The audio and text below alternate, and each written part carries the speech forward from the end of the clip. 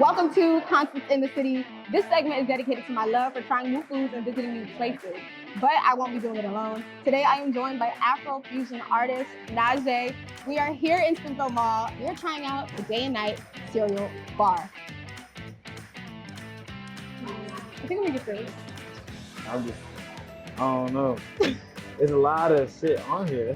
I want to do something with the Oreos. Are you gonna do a milkshake or a donut? Yeah, I think the milkshake. We're ready. He's gonna do the Mucha Lucha as a milkshake. Yeah. I'm gonna try the Mucha Lucha as a donut, please. Constance in the City.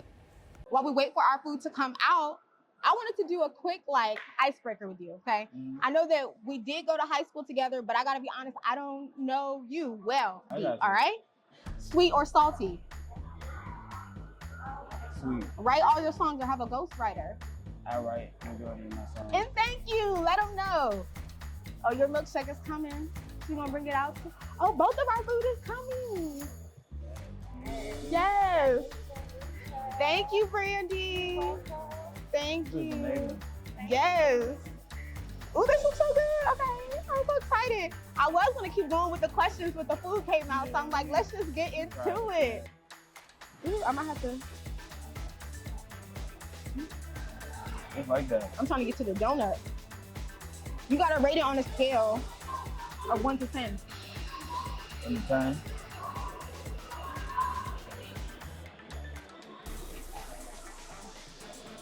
I would say 9.5. Okay. 9.5.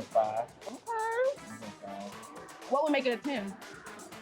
So like a little bit more cereal, like crushed up in the shake. I would give this, I'm gonna give it a 7. I think the donut was a little too much for me. I probably would have liked the milkshake more. Mm-hmm. What is your favorite song right now? Party Next Door just dropped, I'm not gonna lie. One of his songs that he just dropped, I think it's called Sorry But I'm Outside. This one sounds so ignorant. I did not know men really listen to Party Next Door. Like I always saw Party as like a girl artist. I mean, he's an R&B artist, and that's what you like. my genre that I'm in. So, and we're gonna touch on the genre. 3 words to describe you. I would say funny, quiet, and standoffish. Yeah. Okay, so when it comes down to the funny, I'm expecting you to make me kiki, hee hee, and ha ha today. Okay. I could try. I mean, you're the one who said you was funny, so I'm hoping for it. Unintentionally funny type. Okay, yeah, clarify that. All right, yeah. I'm gonna still be hoping to get a hee hee out of you. Right. Okay, I want to get into you as an artist. Okay, The first thing I have to ask, because like I said earlier, I did go to school with you, but I knew you by your government name. Yeah. So what made you take on the name Najee? It's actually my middle name. Okay. Yeah. Is it a Ghanaian name? Yeah. What does it mean? So it's Nia J.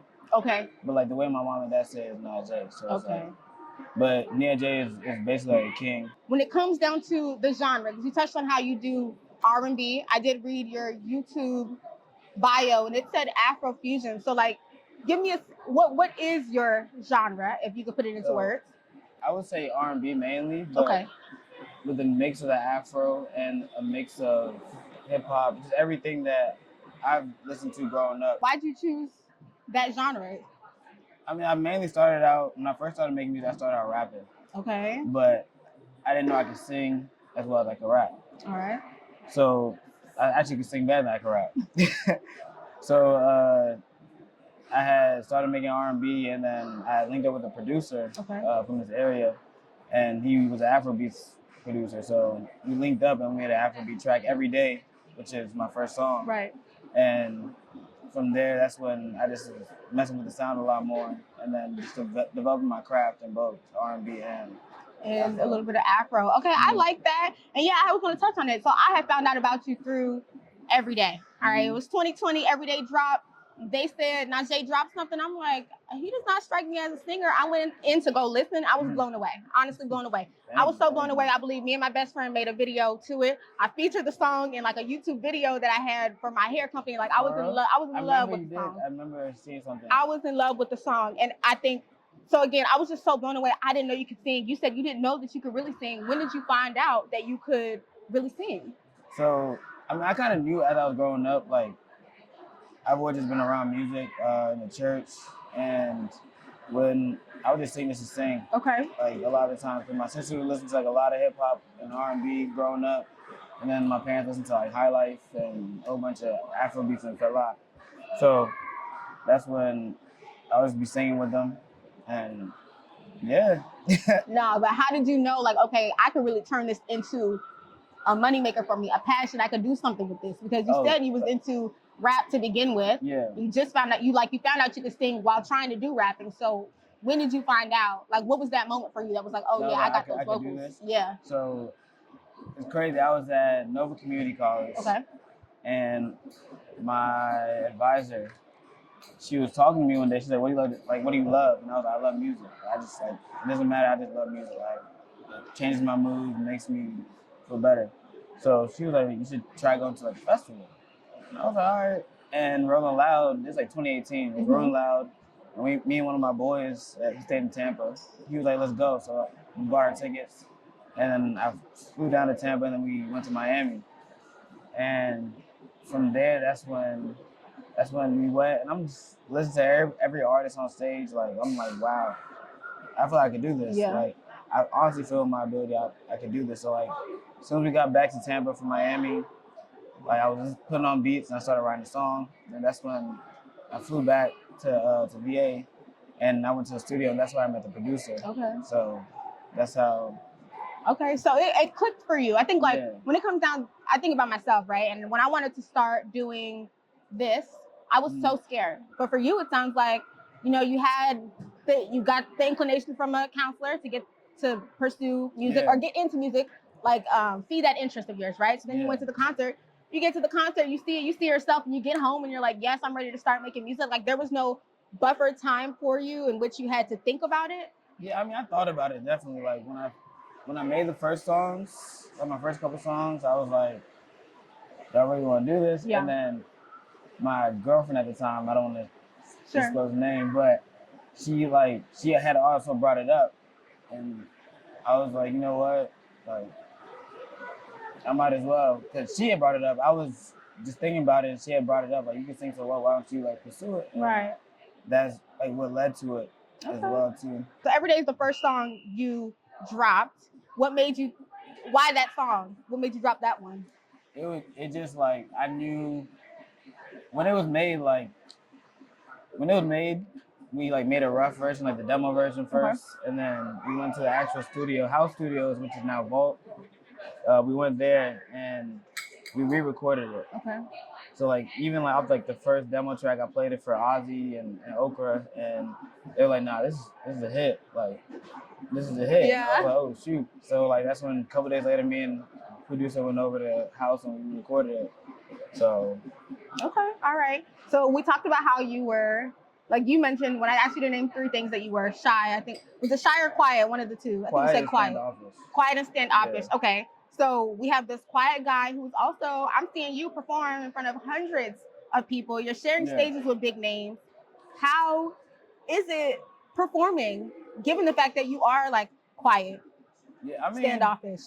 Performing is like, also like, it comes with preparation. Okay. So I feel like when you prepare and like go through like the steps and everything multiple times and work on how you transition and how to better communicate with the crowd, like that's where it gets easy. And then also, like, I do get nervous. Like, right before I'm about to go on stage, like, I do get, like, butterflies in my stomach. And, like, so, but I just know, like, it's showtime. Like, I got to, boom. That's what we've been preparing for. And it does get a little nerve-wracking, though. Okay. I feel that. But, I mean, I've never seen you perform, but I have seen you perform in several different places to the point where I wouldn't even believe that you were nervous because, like I said, you are opening for big crowds. How did you get in contact with someone like Coco Jones to open up for them? Someone had reached out to Ozzy, my manager, and then told me to send a couple tracks over. So I sent a couple tracks, and then they let us know that, hey, we got Coco Jones opening, and we'd love for you to be an opener. And that's just how it worked out? And then just, I mean, stuff in the background, but like, yeah.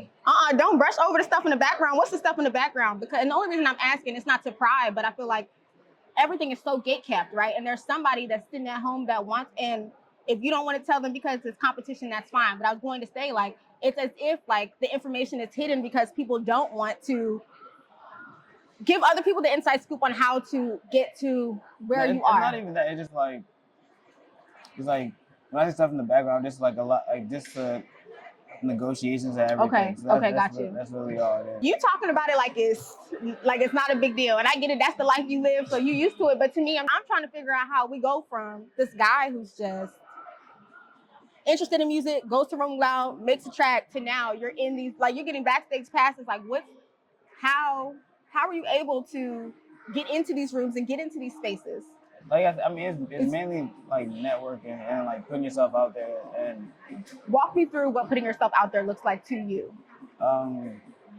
Utilizing every event that you go to, like meeting new people. Like, hey, how you doing? Like, what do you do? Like what's your creative goal? Or like what do you do outside of your 9 to 5 if you have a 9 to 5? You know what I mean? Yeah. So like, what's your profession? Like, I just try to know what everybody does.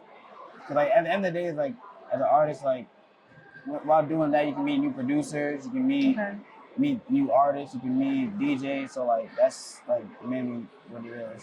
Okay. And just sorry, this may sound stupid, but are you the one doing the networking, or is your manager the one doing the networking? I mean, everybody has to do their part. Like, at the same time, like they network and then I network as well. How did you know it was time to get a manager?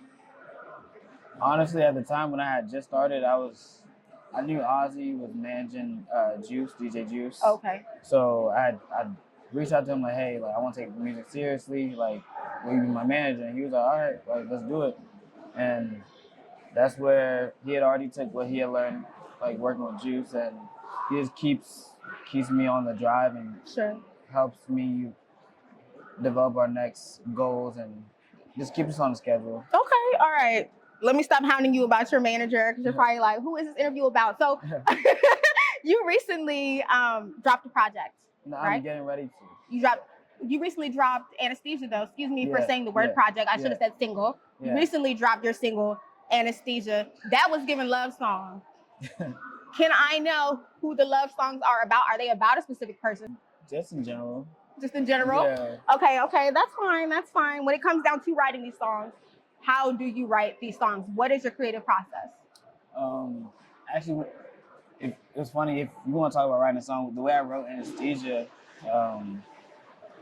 I went to the studio. I went to William Bowser's studio, one of my engineers. It was him and one of my other engineers, Wayside. And we just had like talked about music and all that. And then I literally went in the booth and picked out like 3 beats. I sent it over to him, and he put my favorite one on. I didn't even tell him to pick it. And I walked in the booth. I'm not gonna lie, Little Bit J had like 3 shots and freestyle like the first like couple bars, and then from there just kept going. You kept going. So you kind of just go with the flow, and whatever comes out, comes out. Yeah, and then of course you rearrange some stuff, but like, I like to just get my idea out there. Like even if I don't have like the lyrics, I'll do my melodies, and like from there I'll put the words to it sometimes. Okay. So you dropped your self-titled project in 2020, Jaded, right? Okay. When you dropped that project, what did you want the audience to gain from listening to it? What was the goal? That was it was basically me like talking about like my love situations at the times. So from there it was like, this is like my first project I want to release. So I picked the best songs that the team had, we had all went over it, and my producer, we had just went through the whole process of getting the project together, and we let it out. And it was just a good time around the time, 2020. Everybody was inside, so there was nothing for people to do but just listen to music. Right. When it comes down to Jaded, what do you want the audience to learn from you after listening to this album or project? Excuse me, is it an album, a EP? I would say like an album. Okay. Yeah, there's a good amount of tracks on there. With this next project, is getting a lot more personal. Okay. And like I'm not holding my tongue on how I feel on certain subjects, and just to see my development as an artist and my development as I've been going through life and situations that I've been in, and just everything that goes on. Okay, how do you think you develop as an artist? As an artist, I feel like vocally I've developed a lot. And just as a man, I feel like I've developed as well, just going through certain things in life that's opened my eyes, and I see life in different perspectives. Can I ask you, what are one of the things that like you used to view, like what is something that you view differently now as a man? I feel like I'm a lot more calm. Okay. Like as when you're younger, you're eager to go out and just do a whole bunch of crazy stuff. Yeah. And like now it's like, is it really worth doing all that? So, you know what I mean? So like now I'm a lot more calm, and I think twice before I do certain things. For sure. I hold back my anger. So it's like, I cannot picture you angry. I'm like, you get angry? I used to have a little temper. Okay. I used to have a temper, but definitely calm down. Is Jaded gonna be a love album? I wouldn't really say love. Okay. But I don't know how to describe it. Okay, we just gotta listen. I mean, I feel like you just have to listen to it. Like I feel like I'm just talking my shit on this album. Okay, all right. Just expressing how I feel. All right, I'm looking forward to it. Y'all make sure y'all check it out. It's gonna be a good one. I mean, from what I know, it should be a good one. When can they expect to listen to it? You guys should expect something coming up in the next couple of months. Okay. Month or two. Okay. So y'all stay apprised of that. Y'all stay waiting. How can they keep up with you? Like if they want to know when the next song is dropping, where can they find that out? So they can follow me on Instagram at Najai Music. It's Najaii Music. Instagram, TikTok, everything, all the same. You can just follow me there. And I post a lot. And then also I have a news page called Najai News. Okay. They post a lot of updates as well. Yeah, I know that. That's where I seen you flicking it up with all these celebrities, so I had to ask. But Najai, again, thank you so much for your time. I hope you enjoyed your milkshake. Yay. Okay, thank you for coming to talk to me. And that's it. That's all that I have for you.